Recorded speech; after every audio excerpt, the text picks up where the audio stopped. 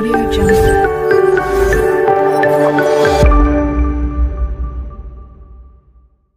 নমস্কার বন্ধুরা, গল্প বন্ধুর দরবারে আপনাদের স্বাগত। আজকে আমরা নিয়ে এসেছি শ্রী গজেন্দ্র কুমার মিত্রের লেখা সন্দেহ গল্পটি। এই গল্পটা একটা রহস্যজনক গল্প। আজকের এই গল্পের সূত্রধর এবং কথক আমি সুন্দর এবং অন্যান্য দুই বিশেষ চরিত্রে কণ্ঠ দিয়েছেন যথাক্রমে অরিন্দম ঘোষ এবং দেবব্রত মুখোপাধ্যায়। আশা করি আপনাদের এই গল্পটা শুনতে খুবই ভালো লাগবে। তো চলুন এখন আমরা শুনে নিই শ্রী গজেন্দ্র কুমার মিত্রের লেখা সন্দেহ। গল্প শুরুর আগে আপনাদের কাছে আমাদের একান্ত অনুরোধ, আমাদের চ্যানেল গল্প বন্ধুকে সাবস্ক্রাইব করুন। আপনাদের সহযোগিতা এবং ভালোবাসা আমাদের একান্ত কাম্য। ধন্যবাদ।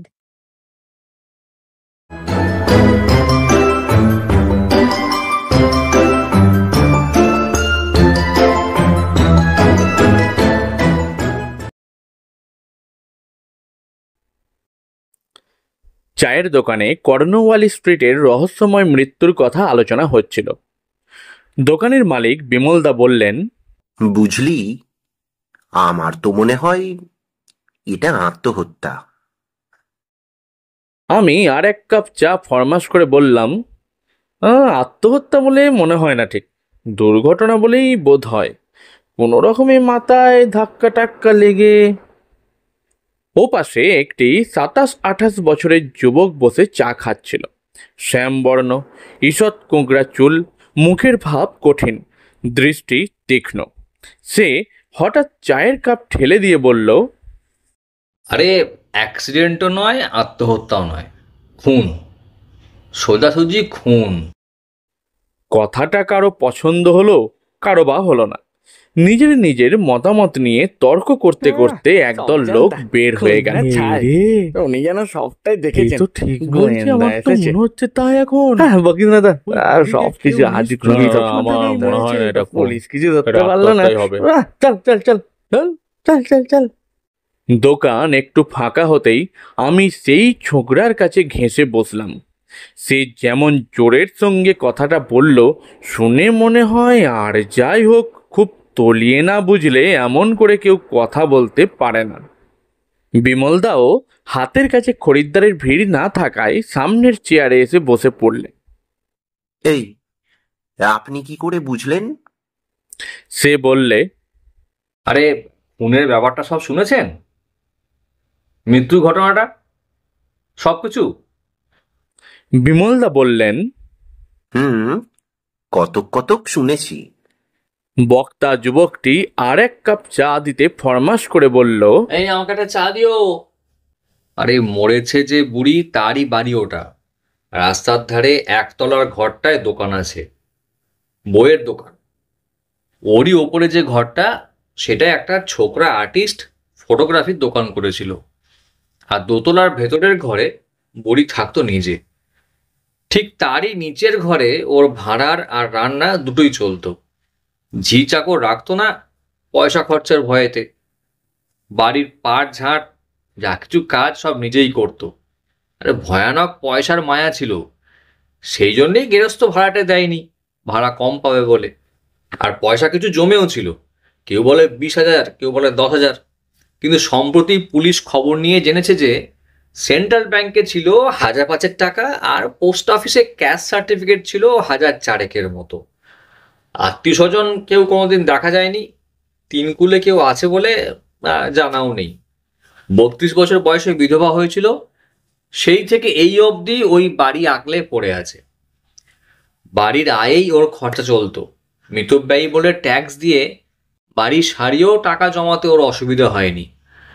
আরও জমানো উচিত ছিল, কিন্তু ও বলতো যে কে ওর এক বোনপো আছে, সেই মাঝে মাঝে জোর করে কিছু টাকা নিয়ে যায় আর কি। বিমলদা বললেন, বোনপো? তবে যে বললেন তিনকুলে কেউ নেই। না না, কেউ নেই একথা তো বলিনি, কেউ আছে বলে জানা নেই তাই বলেছি। ওই বোনপোকে কেউ দেখেনি, বুড়িও বিশেষ তার কথা কাউকে বলতো না। শুধু আর্টিস্ট ভাড়াটে, ওর কি যেন নাম, হ্যাঁ সুধাংশু, হ্যাঁ সুধাংশুই, পুলিশের কাছে ওই বোনপোর কথা বলেছে, কিন্তু ওর কথা পুলিশ তো বিশ্বাস করেনি। সুধাংশুই খুনের চার্জে ধরা পড়েছিল কি না? আমি বললাম, কেন? বিশেষ করে ওকেই ধরলে কেন? বলছি সুধাংশু ছেলেটি অন্য ভাড়াটের মতো বাইরে বাইরে এসে চলে যেত না।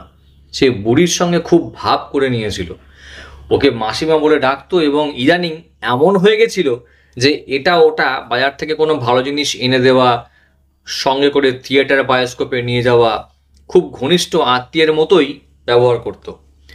বুড়ি ওকে খুব ভালোবাসতো এবং বিশ্বাসও করত। ভালো রাঁধলে বা পিঠে তৈরি হলে সুধাংশুর জন্য রেখে দিত। আরে খুনের দিনও বিকেলে বুড়িকে নিয়ে ও থিয়েটার দেখতে গিয়েছিল, স্টার থিয়েটারে মন্ত্রশক্তি প্লে। ফিরতে রাত 1টা কি 1:30 হয়েছিল। 2টোর সময় ওর বাড়ি থেকে বেরিয়ে সুধাংশু নিজের বাড়িতে গেছে, এর প্রমাণ পাওয়া গেছে। ওদেরই পাড়ার বিশ্বপতিবাবুর সঙ্গে দেখা হয়েছিল। তিনি বাড়িতে স্ত্রীর ব্যথা ওঠায় দায় ডাকতে গিয়েছিলেন বুড়ির বাড়ির পাশেই। তার পরের দিন 11টায় স্টুডিও খুলতে এসে সুধাংশু ওপরে উঠে গিয়ে বুড়ির ঘরের দৌড় ভেজানো দেখে একটু আশ্চর্য হয়ে ডেকেছে ওকে, কিন্তু সাড়া পায়নি। সদর দৌড় খোলা, সিঁড়ি উঠান ধোয়া মোছা সব পরিষ্কার। তার মানে বুড়ি সকালে উঠেছিল নিশ্চয়ই, অসুখ করলে তো আর উঠতে পারতো না। তবে এমন সময় শুয়ে কেন? তারপর মনে হয়েছে যে আগের দিন রাত জেগেছে বলে বোধহয় সকাল সকাল রান্না করে খাওয়া দাওয়া সেরে শুয়ে পড়েছে। সেই জন্যে তখন আর ডাকেনি, নিজের স্টুডিওতে বসে কাজ করতে শুরু করে দিয়েছিল। কিন্তু 4টে বেজে গেল যখন, তখন একটু আশ্চর্য হয়ে গেল। 3:30টের সময় বুড়ি রোজ নিজে চা খেত আর ওকে দিয়ে যেত। আজ সে নিয়মে ব্যতিক্রম হতে দেখে একটু বিচলিত হলো। এতক্ষণ বুড়ি রাত্রেও ঘুমোয় না, তার ওপর দিনের বেলা এত ঘুম। সুধাংশু তখন বেরিয়ে গিয়ে আস্তে আস্তে ওকে ডেকেছে 2-3 বার, তাতেও সাড়া না পেয়ে জোরে ডাকে, তাতেও কোনো উত্তর না পেয়ে দৌড় ঠেলেছে। দৌড় ঠেলতেই ব্যাপারটা বুঝতে পারে। দক্ষিণের জানালার ধারে মেঝের ওপর উপুর হয়ে পড়ে আছে বুড়ি, মুখে মাছি ভনভন করছে। প্রথমে মনে করেছিল অজ্ঞান হয়ে আছে, কিন্তু তারপরই গায়ে হাত দিয়ে গা ঠান্ডা দেখে চিৎকার করে ওঠে। বাইরে এসে বইয়ের দোকানের লোকজনকে ডেকে নিয়ে যায়। তারপর পুলিশ এলো, ডাক্তারও এলো। মাথায় একটা কঠিন কিছুর আঘাত পেয়ে খুলি ভেঙে প্রাণ বেরিয়ে গেছে। সে আঘাত পিছন থেকেও কেউ করতে পারে, কিংবা বুড়ির জানালার ধারে মেঝে বসে কিছু করতে করতে হঠাৎ মাথা তুলতে গিয়ে কপাটের একটা পাল্লা মাথার পেছনে লেগেও যেতে পারে। বিমলদা অসহিষ্ণুভাবে বললেন, এক্ষেত্রে তাহলে সুধাংশুকে ধরলে কেন? বক্তা চায়ের পেয়ালায় শেষ চুমুক দিয়ে পেয়ালাটি সরিয়ে রেখে বলল, আরে বুড়ি কিছুদিন ধরে নাকি খুব ভয়ের মধ্যে ছিল। ওর সেই বোনপো নাকি বলেছিল যে ওকে 1000-5 টাকা না দিলে সে ওকে খুন করে ফেলবে। এসবই সুধাংশু বলেছে অবশ্য। বুড়িও কিছুদিন যাবৎ কাশিবাস করবে বলে স্থির করেছিল। সেই অনুসারে বুড়ি সুধাংশুর বাপের সঙ্গে বন্দোবস্ত করে, সে যথাসর্বস্ব সুধাংশুর নামেই লেখাপড়া করে দেবে। ওরা ওর বাড়ি ঘরদোর দেখাশোনা করবে। শুধু বুড়ি যতদিন বাঁচবে, যেখানেই থাক না কেন, ওর সব খরচ এরা পাঠিয়ে দেবে।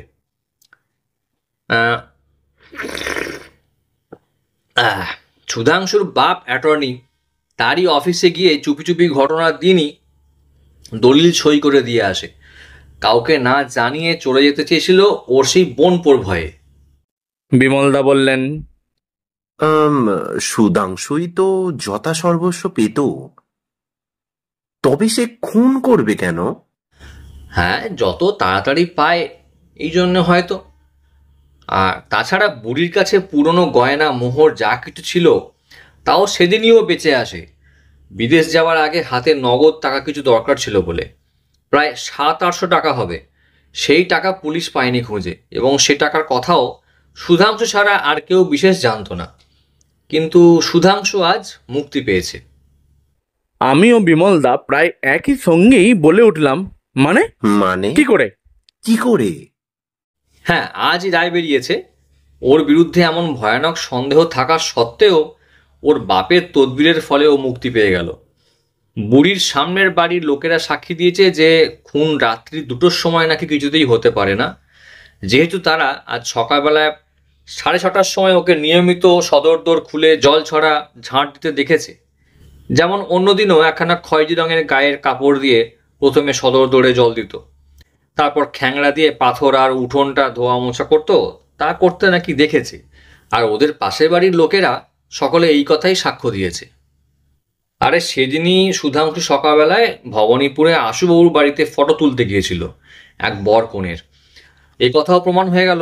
সেখানে প্রায় 7টা থেকে 9টা পর্যন্ত ওর দেরি হয়। তারপরই বাড়ি এসেছে, স্নান করেছে, খেয়েছে, ওর এক বন্ধুর সঙ্গে দেখা করেছে, তারপর স্টুডিওতে এসেছে 11টার সময়। এ পর্যন্ত ভালোভাবেই প্রমাণ হয়ে গেছে। কাজেই ডাক্তারেরা যখন এক বাক্যে বলছেন যে যত পরেই মৃত্যু হোক 8টার আগে নিশ্চয়ই হয়েছে, তখন সুধাংশু কী করে খুন করতে পারে? কারণ 7টা থেকে 8টা পর্যন্ত সে আশুবাবুদের বাড়িতেই ছিল। সুতরাং বিচারকেরা অনুমান করলেন যে জানালা থেকে আঘাত লেগেই মৃত্যু হওয়া সম্ভব। আমি বিজয় গর্বে বললাম, আমিও তো তাই বলছিলাম। বিমলদা বললেন, তবে আপনি বলেছিলেন সোজাসুজি খুন, কেন? ছোকরা একটা সিগারেট বার করে ধরিয়ে বলল, কিন্তু টাকাগুলো, গয়না মেশা টাকাগুলোর কি হাত পা হলো? যদি অ্যাক্সিডেন্টই হয়, টাকাগুলো কোথায় যাবে? বিমলদা এবং আমি উভয়েই দস্তুর মতো দমে গেলাম। বললাম, আপনি কি কিছু অনুমান করেন? আমার বিশ্বাস সেই বনপই খুন করেছে। বুড়ি যে উইল করেছে তা জানতে পারা তার পক্ষে কিছুই আশ্চর্যের নয়, এবং সেদিন গয়না আর মোহর বেচে যে টাকা এনেছে এটাও ওর পক্ষে জানা অসম্ভব নয়। এমনি মরে গেলে তো 1 পয়সা পাবে না, স্থির হয়েই গেল। কাজেই ওই 700-800 টাকা যদি কোনো রকমে হাতছাড়া হয়ে যাওয়ার আগে বাগাতে পারে, সেই মতলব ছিল। এই ধরুন, বাড়ি ঢোকবার সুযোগেরও অভাব হয়নি। ওরা যখন রাত 1:30টার সময় থিয়েটার থেকে এসে দোর খুলে ভেতরে গেছে, সেই সময় সে স্বচ্ছন্দে ঢুকে পড়তে পারে। ওপরে সুধাংশু মিনিট 10 ছিল, এ কথা সে নিজে মুখেই বলেছে। আর সেই সময়টা তার পক্ষে নিচে বা ওপরে কোথাও লুকিয়ে থাকা মোটেই অসম্ভব নয়। এমনকি পায়খানাতেও ঢুকে যেতে পারে। তো যাই হোক, তারপর সুধাংশু চলে গেলে বুড়ি হয়তো দর বন্ধ করে ওপরে এসে খাওয়া দাওয়া সেরে শোবার উদ্যোগ করেছিল। সেই সময় মনে করুন সে পিছন থেকে এসে যদি কোনো একটা জিনিস দিয়ে আঘাত করে থাকে, হয়তো তার একবারে খুন করার উদ্দেশ্য ছিল না, মনে করেছিল এমনি একটু যখন তখন হবে, অজ্ঞান হয়ে পড়বে। কিন্তু বুড়ি ওই এক আঘাতেই শেষ হয়ে গেছে। তারপর টাকাটা খুঁজে নেওয়া তার পক্ষে এমন কি আর আশ্চর্যের? আমি বললাম, কিন্তু সামনের বাড়ির লোকেরা যে সকালে দেখেছে ওনাকে। আরে ওকেই যে দেখেছে তার তো কোনো প্রমাণ পাওয়া গেল না। ধরুন সেই খুনি বনপই হয়তো টাকা খুঁজতে খুঁজতে ভোর হয়ে গেছে দেখে সে সময় বাড়ি থেকে ওকে বেরোতে দেখলে সন্দেহ হতে পারে মনে করেছিল, তাই নিজেই মাসির একটা থান পরে তার গায়ে কাপড় জড়িয়ে ধোয়া মোছা বাসন মাজা সব করেছে। মাথা গা যতদূর সম্ভব ঢাকা ছিল, এর শীতকাল, কেউ সন্দেহ করেনি। কাজেই ভালো করে কেউ দেখতেও পায়নি। সুতরাং দূর থেকে ওর মাসিকেই মনে করেছে। তারপর বাড়ির মধ্যেই লুকিয়েছিল। বেলা হতে সুধাংশু স্টুডিও খুলতে, যখন বাইরের লোক ভেতরে ঢোকা বা বাইরে যাওয়া মোটেই আশ্চর্য নয়, সেই এক অবসরে সে বেরিয়ে গেছে। এরকম তো হতেই পারে নাকি? পুলিশের মাথায় অবশ্যই এত কথা আসবে না, এসে আগেই জানতো। আমি আর বিমলদা কিছুক্ষণ দূরে রাস্তার ওপারে চেয়ে রইলাম। শেষের কথাগুলি এত বিস্ময়কর যে আমরা দুজনেই স্তম্ভিত হয়ে গিয়েছিলাম। আমার মনে অন্তত তখন যেন ঘটনাটা বায়োস্কোপের ছবির মতো ঠিক সরে সরে যাচ্ছিল। তারপর একটু পরেই আমাদের দুজনের মনে একটা সন্দেহ দেখা দিল। ফিরে পাশের চেয়ারের দিকে চেয়ে দেখি চেয়ার খালি। ছুট্টে রাস্তায় বের হয়ে এলাম।